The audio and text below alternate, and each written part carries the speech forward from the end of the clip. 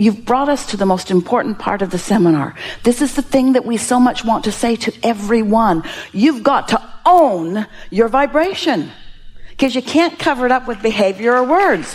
You got to own it. You got to admit how you're feeling, not for them. We don't mean admit it out loud to them, because it would rain down unpleasantly. We mean you've got to own how you feel. Otherwise, you don't know when you've calibrated an improvement. You got to own how you feel. Otherwise, you don't understand what's coming back to you and why. It feels like their fault. When you have the misunderstanding that there's assertion going on and that you're being criticized unfairly and unnecessarily, then you just withdraw more and more and more and more and more and more and more until you come to this place where you said to us, I don't even know what I want. And the reason you don't know what you want is because you've been afraid to let yourself want, because you've been feeling like you're being criticized because you believe a flawed premise, which is other people can assert into your experience, and it's not true. Helpful? A little bit? So I'm being the one that's criticizing myself? Not so much that you're criticizing yourself as you're criticizing those who you think are criticizing you. You're not saying anything because you don't trust them to like you. You don't trust them to have positive thoughts about you. And you know why? Because they don't have positive thoughts about you. And you know why? Because you don't have positive thoughts about you. In other words, it's attraction, attraction, attraction, attraction, attraction. So when we say you got to own it when something comes up, you got to acknowledge how you feel. So let's take a situation. You can give us as much detail as you want. What situation has happened recently or frequently where you don't say something because you're afraid you're going to be criticized? Just give us an example. This will be helpful to everyone.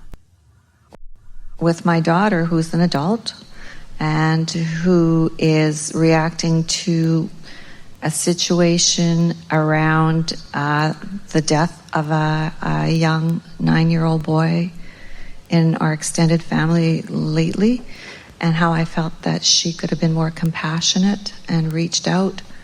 And I just was very careful how I said what I wanted to say to her. What would you have liked to have said to her? It's not always all about you, and sometimes even though you don't want this in your energy field, you still need to show compassion to people and reach out and tell them you're thinking of them. And what else? You're being selfish. And what else? Not regarding that situation, but what else? That selfish part as it relates to you. You just reach out when it's for you and never for us or anyone else. Only when you need something from us. And that makes you feel not important. Correct. Abandoned, not loved, not seen, not appreciated. All the things that you've done for her. And she's all wrapped up in her little world, or her big world, and she doesn't reach out to you. And you feel abandoned. Like I was a bad parent at some point. Where did I go wrong? All right. You see what just happened is you just owned your vibration. You let yourself own it. You let yourself feel it. And frankly, anybody would. It's a knee-jerk reaction to something like that when the premise of your life is as it has been. I'll do nice stuff for you and you do nice stuff for me, and it's all about action and behavior and things like that. And so I feel like you're not doing your fair share of giving and you're doing more than your fair share of getting. Now, let's move to the other side of the page. Trying to set that aside, ask yourself these questions. We're going to stay on that subject a little bit just to see if we can get a jump start from it. Is my daughter someone who loves more or hates more? Loves more. Is my daughter involved in her life in mostly positive ways or mostly negative ways? Positive. Is my daughter really succeeding at life or failing at life? Succeeding. As a parent, can I lay claim to any of the good stuff that's coming to her? Did I do something right or did I do everything wrong? I did some things right. Do I want to tune to my inner being or to other people? My inner being. Do I want my daughter to tune to her inner being or to other people? Her inner being. Does my daughter mostly tune to her inner being or to other people? Her inner being. Does my daughter jump through hoops to please all of us, or does she march to the beat of her own drum? Oh, she's marching. Is my daughter sort of, whether she knows it or not, acting like Abraham teaches? Or more and more. So has anything gone wrong here, or is this happening to help me sort out some things in me? Am I trying to get her to behave like most of the world behaves, who's suffering? Or do I want to revel in what she's discovered that keeps her in a joyous place? Can my daughter get sick enough to help sick people get well, and poor enough to help poor people become prosperous, and confused enough to help confused people become clear? Or do I want her to find ways to calibrate herself into her greatest strength? I do. And so, has something bad happened here as she stirred this up in me? Or has something good happened as she stirred something up in me? And do I want my own power and my own clarity and my stability? Do you? I do. But how does that work with just sometimes doing the right thing? So what's been confusing you is that when you're doing what the world has taught you is the right thing and it doesn't feel good, and your daughter is doing something different than what the world does and it does feel good, you're grappling with, is it really the right thing to feel good? Shouldn't I be suffering like everyone else? Shouldn't I be holding myself back? How dare I let myself want something? I should not let myself want something. This has been a really good conversation. Really good conversation. And with all of that, still you managed to get yourself here. It didn't feel right. You were there last week. You dragged yourself here again. You calibrated enough that you lighted up your questions so strong and your willingness so ready. And we've had a conversation that is world changing because you've tapped into how almost everybody feels in some way, you see.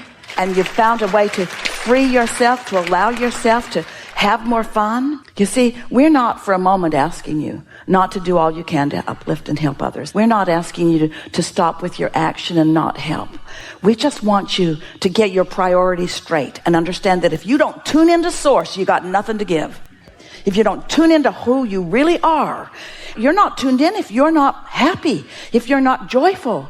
And isn't that interesting? So this is the most wonderful conversation that we've just had, because what you just explained to us, now we can explain easily back to you. Your daughter connected with source often, and you calling her selfish for it, because so much of the world doesn't understand. They think that sacrifice is the right thing to do, and suffering is the right thing to do, and joining those who suffer is the right thing to do. But here is just a little bit further. Do you know why you feel negative emotion at all? Because your inner being will not calibrate downward to your suffering. If your inner being was suffering with you, there'd be no separation between you and your inner being, and you'd have no negative emotion. Your inner being will not join you in your suffering, and yet you want your daughter to join others in their suffering. You see what we're getting at? You're getting this, you see. I am. There's only one way out of this, and that's to let yourself be joyful. You just got to decide it's okay to feel good and stop pinching yourself off from the things that feel good, because somebody in your little cloistered environment might scowl in their ignorance and misunderstanding of how the universe works.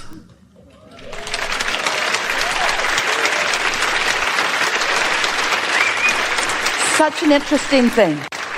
So many people would say, I want to be rich, but they hate rich people. Contradiction going on. But what we're getting at is, you want to be happy, but when you see someone being happy, when you don't feel happy, it doesn't seem like they should feel happy. They should feel bad with you. And we say, you have trained one another pretty well. You've trained each other to calibrate to you because you throw fits and you're their boss, or you have some leverage over them, so you can train people to calibrate down. You can manipulate through behavior, and you can get a whole lot of people to calibrate down. But the babies are born, they're hard to train down. They're soaring, you see. And that's the way it's supposed to be for you, too. There's such an influx of pure positive energy always coming in. So when you put all this together, that your inner being knows what's in your vortex and is calling you to it. And when you decide for whatever reason that you're not going to go, you don't feel very good. You don't want to adapt to not feeling good, you see. You want to adapt to feeling great. It's good to feel good. It's normal to feel good. When you feel elation, you know, when goosebumps come over you, when you have a thought that feels so good, that's you calibrating to who you really are, and the whole of you having this moment together. But when you're out here on the leading bleeding edge, where you're letting the influence of others, those people are in two groups. They're either under the influence of source or they're under the influence of something else. What group do you want to be part of? As you calibrate yourself and meditate yourself and positive aspect yourself, because you care about feeling good. You care about feeling good. You want to feel good. You sat here and said, I don't know what I want. You want to feel good. You want to feel good so much that you've done everything in your power to manipulate yourself into feeling good, and it just doesn't work that way, you see. Yeah. Nice to know, isn't it? So now what are you going to do about it? What are you going to do? Good question. Well, we know one thing for sure. Next time your daughter is selfishly happy, you'll be more likely to revel than criticize. You're going to be different next time in that. You're going to understand more clearly. And that's probably enough. Yeah, really good. Really good. Really good.